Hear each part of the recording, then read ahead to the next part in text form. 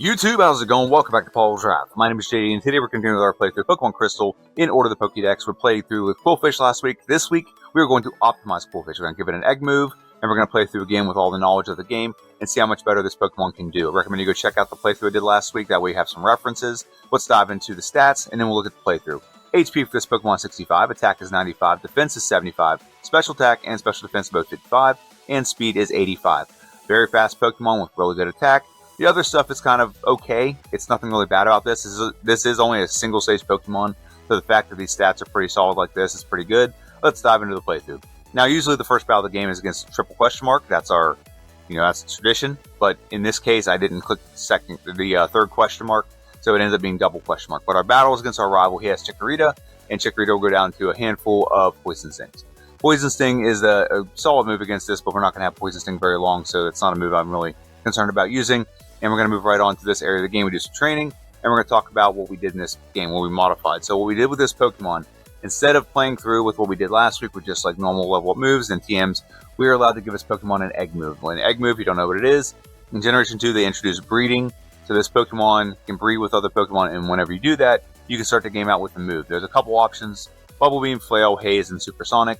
None of them are really great except for Bubble Beam. Bubble Beam, even though it's going off for a weaker special attack, it's still a solid move.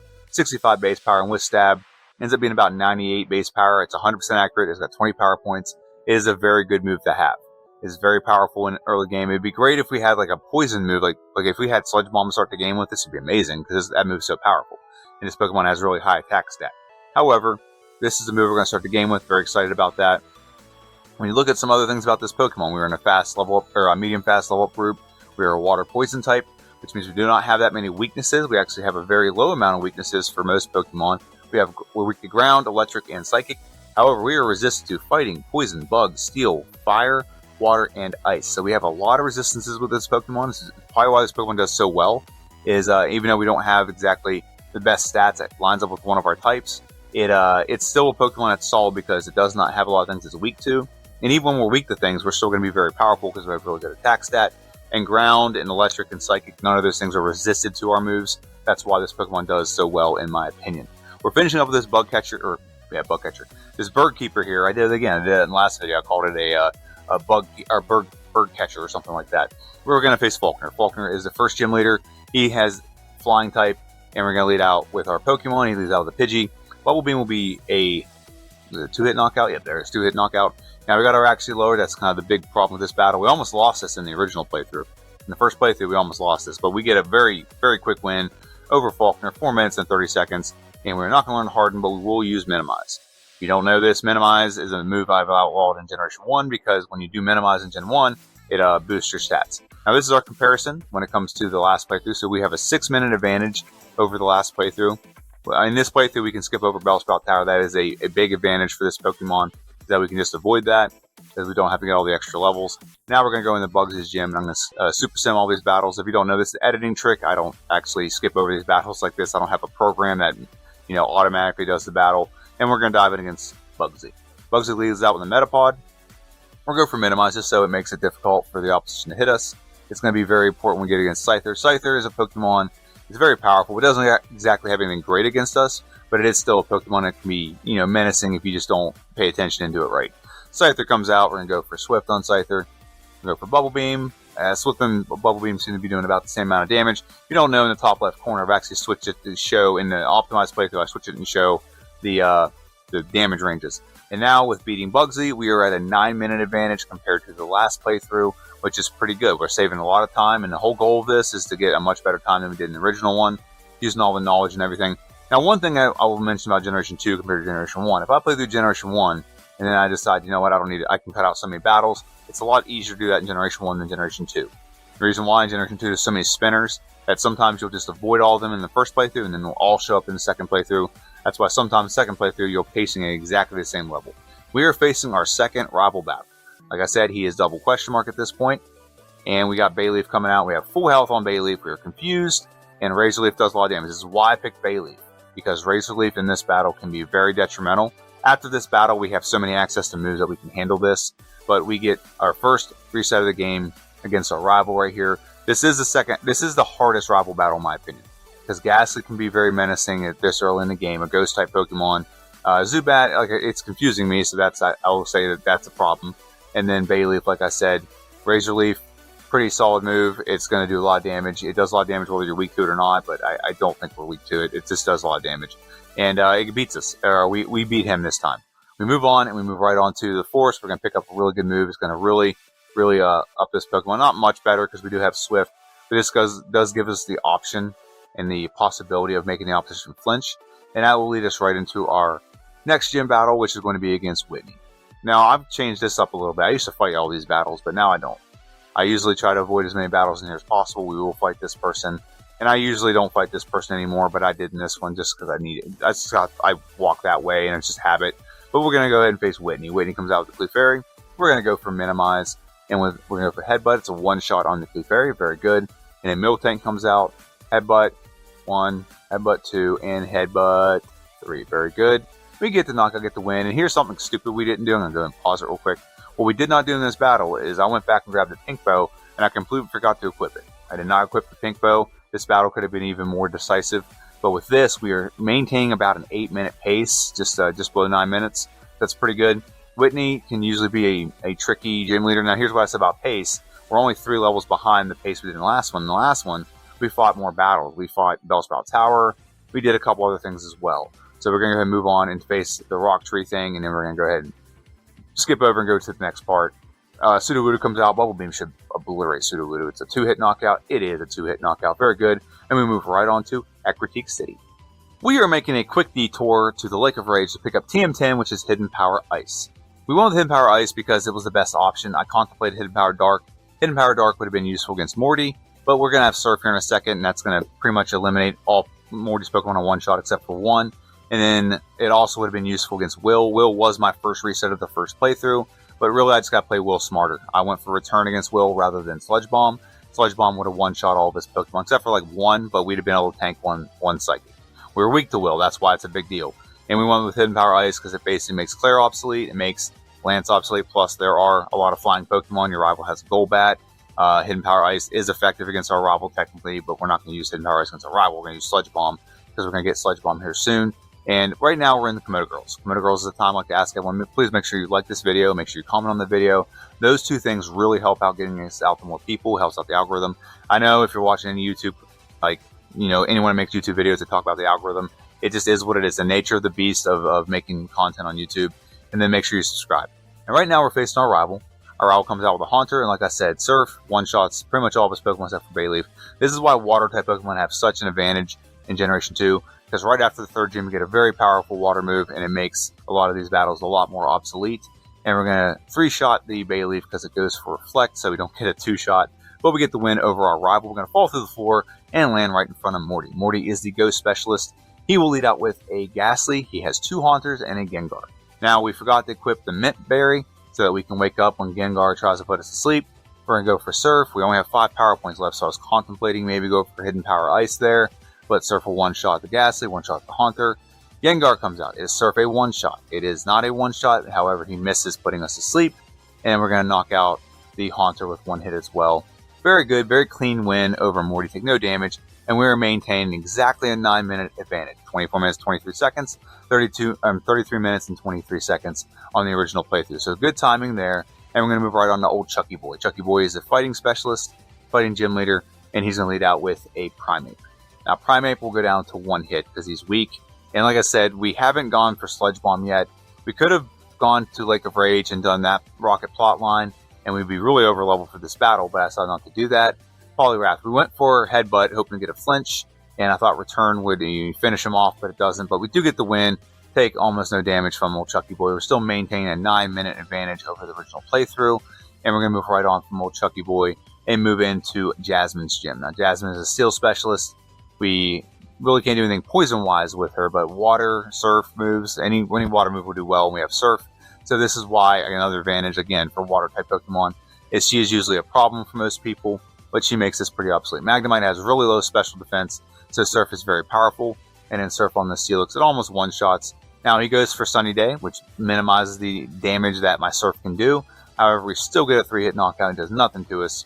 we get the win over Jasmine. Like I said, she's usually a more difficult gym leader than she is right now, and we're still maintaining that 9-minute gap as we move on to the next area of the game, which is facing off against the hulked out Gyarados at Lake of Rage. Hulked out Gyarados can come out, and he's looking all red. He's a shiny Pokemon, first shiny Pokemon in the game, and we're going to go for return on the Gyarados. Get the knockout, get the win, and move right on to the next gym leader, which is Price. Price is going to lead out with a Seal and a Dugong. We have added Sludge Bomb. Sludge Bomb is a very powerful move, and it's just going to obliterate most things in its path. With a stab move, and we also have the Poison Barb equipped. This move just does so much damage, and we knock out the Dugong Gong Gong, and Piloswine comes out with Surf. Piloswine will be a one-shot with Surf. Very good. We beat Price, and we're still maintaining around the 9-minute gap. Exactly 9 minutes. Again, it's actually quite funny. 38 minutes, 15 seconds against 47 minutes and 15 seconds. So right on, 9 minutes. And that leads us right into our next rival battle. This is part of our rival player rival sandwich. Our rival is going to lead out with, I believe it's a Golbat. Very good, yep. And Golbat's going to go down to 1 Surf or Return. Surf or Return? Return, okay. Return's a better move. Return's a better move for us because Return goes off our physical attack stat, so it is technically more powerful than Golbat. If you go back and look at the range, we had a higher range to knock out with Return. And Sneasel comes out. We knock out the Magnemite, we knock out the Haunter, now we knock out Sneasel. And now our last Pokemon's Meganium, we have Sludge Bomb. It'll be a one-shot. Very good, get the knockout, get the win over our rival. And that leads us right into our battle against Claire. Claire is the Dragon Gym leader. She's also a crybaby when she loses. Her and Whitney just need to hang out and cry together whenever they lose to gym leader or to challengers. And then Dragonair comes out. Now I said we did Hidden Power Ice because of Dragonair and because of Claire and all for Dragon Pokemon, but Sludge Bomb is doing the trick.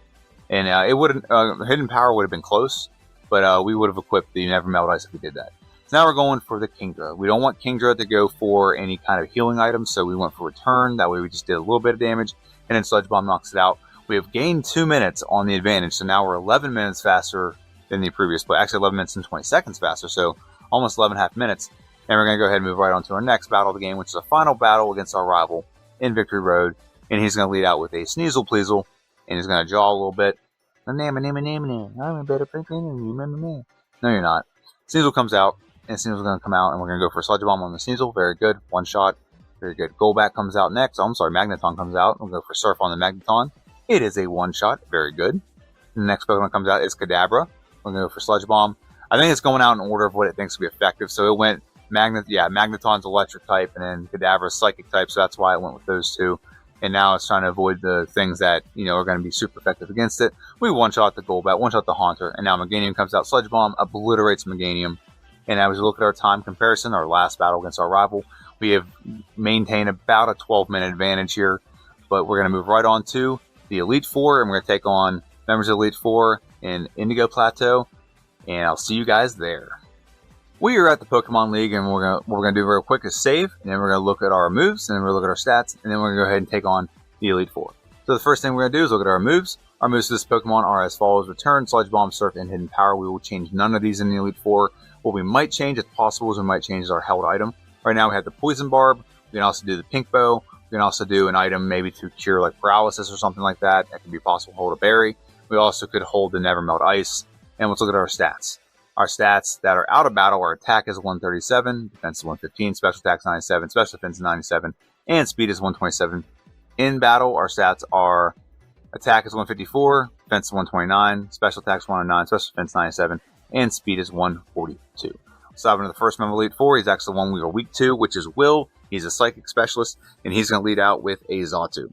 Now, in the last playthrough, like I said, we went for the wrong move, went for Return. It wasn't enough, didn't have enough oomph to get the knockout. But here, we have enough to get the knockout with Sludge Bomb. So that's a one-shot on the Xatu, very good.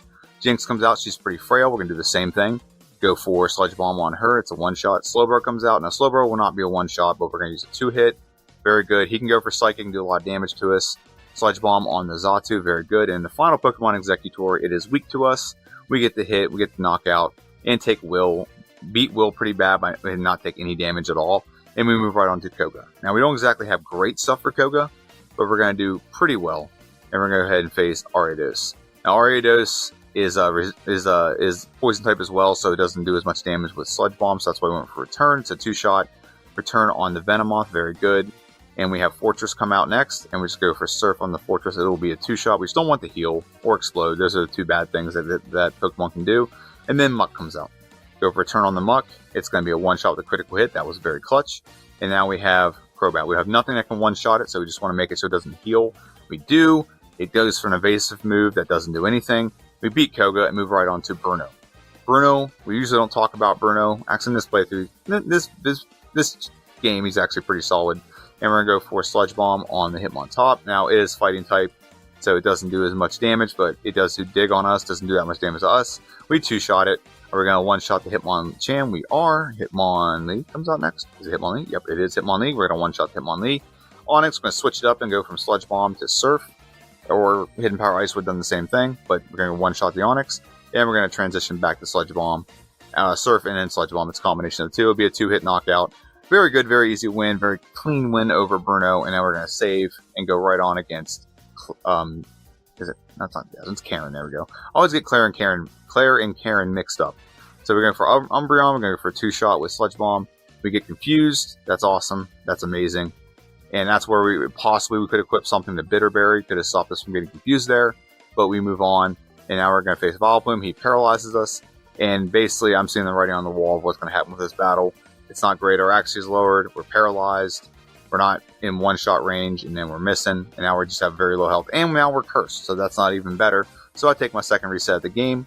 And we're going to face Umbreon again. Or Karen again. But Umbreon's our first Pokemon. We still get confused. And we still get our accuracy lowered. But we do eventually knock out the Umbreon. And we power through and just knock out the Vileplume. RNG does not help us out here. We're going to go for Return on the Vileplume. We are now paralyzed. And now we're going to face out against Gengar. Go for Surf on the Gengar. It is a two-shot. I was hoping to go for Curse. I went for Curse. That would have been great for the knockout, bad for the rest of the battle. Because if we have any kind of move where we don't want to attack as a paralysis, it's going to take a quarter, or was it a fifth of our health? Yeah, fifth. And now we're going to face Houndoom. Houndoom go down to one Surf. It probably would knock us out if we wouldn't have hit the Surf.